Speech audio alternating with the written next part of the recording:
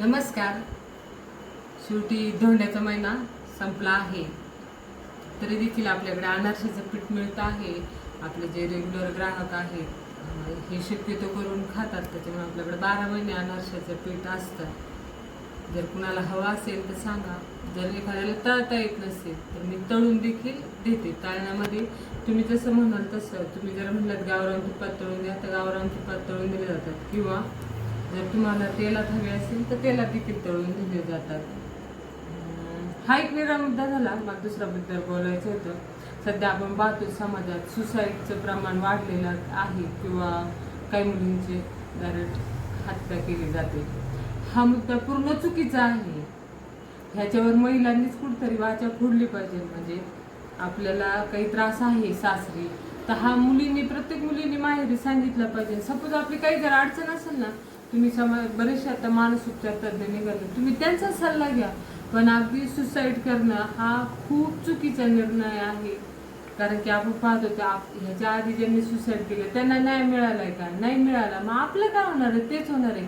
पण आपल्या आईनी वडिलांनी आपल्याला कोणत्या परिस्थितीत लहानसं मोठं केलंय ना, त्याचा आपण विचार करा आणि थोडस बोलते व्हा. म्हणजे आता थोडंफार सासुरवास हा नेमकं काय म्हणता येईल हे सांगू शकत, पण कसं आहे, थोडंफार काही जर असलं ना तर ते कसं राहतं, दोन घरातल्या विचारांचा फरक राहतो.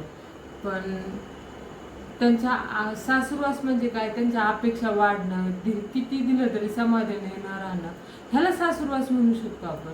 मग ह्याच्याविषयी आपण आपल्या घरी आई वडिलांकडे नक्की बोललं पाहिजे. आणि मुलींना अगदी कळकळून सांगते, तुमच्या सगळ्यात महत्वाचं, तुमच्या आईने तुम्हाला लहानसं मोठं कसं केलं फक्त त्या आईलाच माहिती आहे.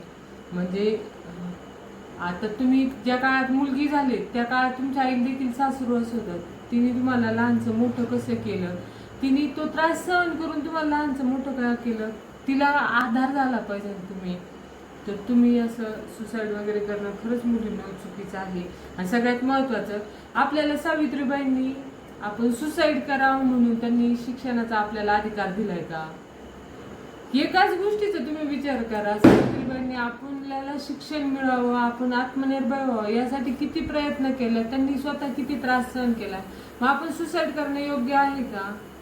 तुम्ही हा विचार, ज्यांना त्रास आहे ना सासरी, त्यांनी एकदा ह्या गोष्टीचा विचार करा. आणि दुसरी गोष्ट म्हणजे, तुम्ही बोलते व्हा. प्रत्येक प्रश्नाला उत्तर आहे, नाहीतला भाग नाही. सर्वांनी सासुरवास काढलेला आहे, किंवा एखाद्याला वाटेल नाही ही बोलती, म्हणजे मी सुद्धा या परिस्थितीतून आलेली आहे, म्हणून मी तुम्हाला असं सांगते की सुसाईड हा पर्याय नाही. प्रत्येक प्रश्नाला उत्तर आहे. तुम्ही बोलते व्हा. अगदी तुम्ही माहेरी सांगू शकत नसताल ना, तर ठीक आहे, तुम्ही एखाद्या मानसोपचार तज्ञाचा सल्ला घ्या, थोडंसं काउन्सिलिंग घ्या, थोडंसं विचार विनिमय करा. आणि त्यानंतर तुम्ही, आणि त्यातले त्यात प्रत्येक मुलगी थोडंफार शिकलेली आहे. आणि आज आपलं जे उदरनिर्वाहासाठी आपण इमानदारीत कोणतंही काम जरी केलं ना तरी आपण जगू शकतो सन्मानाने.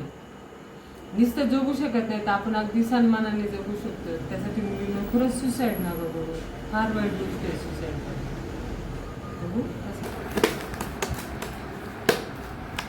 अशा प्रकारे आपले अनारसे पॅक झालेले आहेत.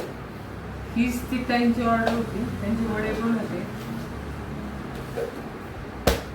ते आपल्या उन्हाळा संपल्यानंतरचे सबस्क्रायबर आहे, त्यांनी मग थोडे मागवले सॅम्पल. यात वडे, त्यात अनारसे, आणि एवढा थोडा आहे त्यांना द्यायचे.